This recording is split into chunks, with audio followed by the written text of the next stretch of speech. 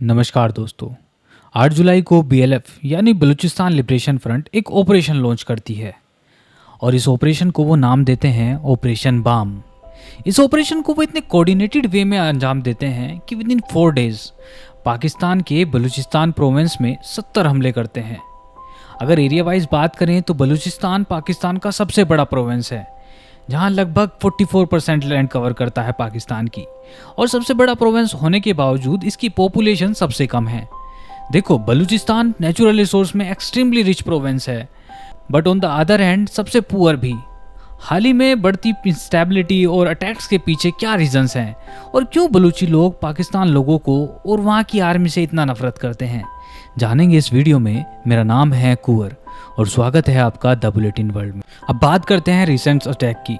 तो 8 जुलाई को बीएलएफ ने ऑपरेशन बाम अनाउंस किया था और केवल 4 दिनों में 70 अटैक्स हुए हैं अक्रॉस बलूचिस्तान और दूसरे प्रोविंस में। बीएलएफ का कहना है कि उन्होंने अपना 80% ऑब्जेक्टिव अचीव कर लिया है। इन अटैक्स में majorly military check points, communication lines, administrative building और सिविलियंस को टारगेट किया गया है। और सबसे ज्यादा जो चर्चा का विषय बना है वो एक बस अटैक है, जहां पे कुछ हथियारबंद लोग क्वेटा से पंजाब जा रही 2 बसों को रोकते हैं और पैसेंजर्स की आईडी कार्ड चेक करते हैं और पंजाब से बिलोंग करने वाले 9 लोगों को उतारकर मार देते हैं। एक और रिपोर्ट के मुताबिक एक दूसरा अटैक भी ऐसे ही कुछ अंजाम देते हैं वो लोग, जिनमें 12 वर्कर्स को उनके आईडी कार्ड चेक करके उनको मार दिया जाता है। अटैकर्स आईडी चेक करते हैं और सिर्फ पंजाब ओरिजिन वाले लोगों को ही मार देते हैं। अब आपके मन में आ रहा होगा कि सर ये लोग पंजाब प्रोविंस के लोगों को ही क्यों टारगेट कर रहे हैं, उनको ही क्यों अटैक कर रहे हैं। तो देखो, पाकिस्तान की जो पॉलिटिक्स है, मिलिट्री है और ब्यूरोक्रेसी है, उसमें पंजाब के लोगों की ही डोमिनेंस है। पाकिस्तान आर्मी का मेजर हिस्सा पंजाबी बैकग्राउंड से होता है और बलूचिस्तानी रिबेल्स का मानना है कि उनके ऊपर हो रहा है एक्सप्लोटेशंस पंजाब से प्लान्ड और कंट्रोल होता है, इसीलिए वो पंजाबीज को कॉलोनियल ऑपरेसर्स का सिंबल के रूप में देखते हैं।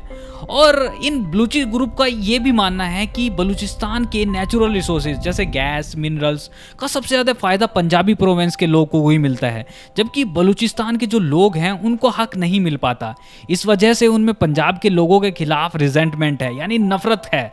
और ये बात सच भी है, क्योंकि बलूचिस्तान की गैस और मिनरल्स का फायदा पंजाब इलीट उठाते हैं, जबकि असली बलूची काफ़ी ज़्यादा गरीब और बेरोजगारी में हैं आज के दिन में। देखो, बलूचिस्तानी लोग यहाँ जो डेवलप की जा रही चाइना पाकिस्तान इकोनॉमिक कॉरिडोर है, उसको भी एक मेजर थ्रेट के रूप में देखते हैं।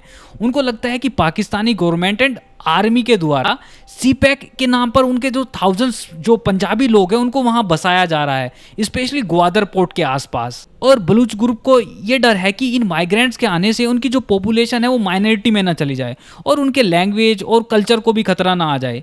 इसको वो डेमोग्राफिक जीनोसाइड कहते हैं। दोस्तों, बलूचिस्तानी लोग, जो बलूचिस्तानी ग्रुप्स हैं, वो हमेशा पाकिस्तानी आर्मी और वहाँ के सिविलियंस को अटैक करते रहते हैं। लेकिन ये जो अटैक है ये इतना ज़्यादा क्रूशियल क्यों है, क्यों इसकी इतनी ज़्यादा चर्चा हो रही है?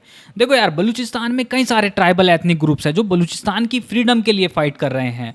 और पहले ये ग्रुप्स अलग अलग पाक मिलिट्री और गवर्नमेंट इंस्टॉलेशन को टारगेट किया करते थे, लेकिन अब ये ग्रुप्स जैसे बीएलए यानी Balochistan liberation army and BLF Baloch liberation front एक अम्ब्रेला ग्रुप के अंडर काम कर रहे हैं, जिसका नाम है BRAS, बलूच राजी अजोई सांगर। इस वजह से ये अब अपनी जो लड़ाई है उसको एक्सटेंसिव तरीके से लड़ पा रहे हैं और ये ग्रुप्स अब सोशल मीडिया पर भी एक जो प्रोपेगेंडा वार है उसको लड़ रहे हैं और इन अटैक्स की जिम्मेदारी खुद ले रहे हैं, वीडियोस पोस्ट कर रहे हैं। और दोस्तों, यहाँ एक नया ट्रेंड भी शुरू कर दिया इन ग्रुप्स ने, ये फीमेल सुसाइड बॉम्बर्स तैयार कर रहे हैं। यानी अब फीमेल जो सुसाइड बॉम्बर्स रेडी करके उनको जो है उन पे हमले के रूप में इनको यूज़ किया जा रहा है। इसका मतलब ये है कि अब ये मूवमेंट जो है उनकी फ्रीडम की एक सिर्फ एक मिलिटेंट ग्रुप तक नहीं रह गई, ये अभी एक आइडियोलॉजिकल मूवमेंट बन चुकी है। देखो, पास्ट में जो मेजर जो अटैक हुआ था वो 2024 में बीएलए ने ऑपरेशन हेरोफ ब्लैक स्टॉर्म लॉन्च किया था, जिसमें मिलिट्री कैंप्स, पुलिस स्टेशंस और हाईवे को टारगेट किया गया था। एक एस्टीमेट के अकॉर्डिंग उस टाइम 70 से ज़्यादा लोग मारे गए थे, इंक्लूडिंग सिक्योरिटी पर्सनल्स, अटैकर्स और सिविलियंस। ये अटैक कोऑर्डिनेटेड थे, मतलब ये रैंडमली नहीं थे। अब आप यहाँ सोच रहे होंगे, सर ये पूरे ऑनगोइंग डेवलपमेंट से इंडिया को क्या फ़र्क पड़ेगा? देखो, जस्ट लाइक पाकिस्तान कश्मीर के मुद्दे को यूज़ करता है इंडिया पे प्रेशर बिल्ड करने के लिए, इंडिया भी बलूचिस्तान को काउंटर प्रेशर पॉइंट के रूप में यूज़ कर सकता है। और इंडिया के पास भी ऑलरेडी बलूच लीडर्स का सपोर्ट है और कई सारे बलूची लीडर्स आज इंडिया में असाइलम मांग चुके हैं। दोस्तों, चाइना पाकिस्तान इकोनॉमिक कॉरिडोर का मेजर हिस्सा बलूचिस्तान से होकर गुजरता है और ग्वादर पोर्ट भी यहीं है। अगर यहाँ अनरेस्ट होता है तो चाइना पाकिस्तान जो कॉरिडोर इकोनॉमिक कॉरिडोर प्रोजेक्ट है वो डिले हो सकता है, जो इनडायरेक्टली इंडिया के लिए एक स्ट्रेटेजिक बेनिफिट के रूप में काम करेगा।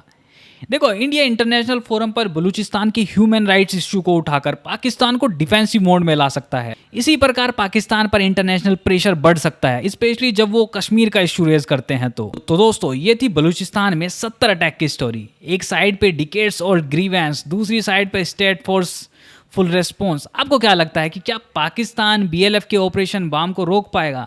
नीचे कमेंट्स में अपनी राय ज़रूर बताएं। वीडियो पसंद आई हो तो लाइक, शेयर एंड सब्सक्राइब कर लें और ऐसे ही डिटेल्ड वीडियो एक्सप्लेनेशन के लिए चैनल का बेल आइकन दबाना ना भूलें। फिर मिलते हैं आपसे नेक्स्ट वीडियो में, तब तक के लिए टेक केयर।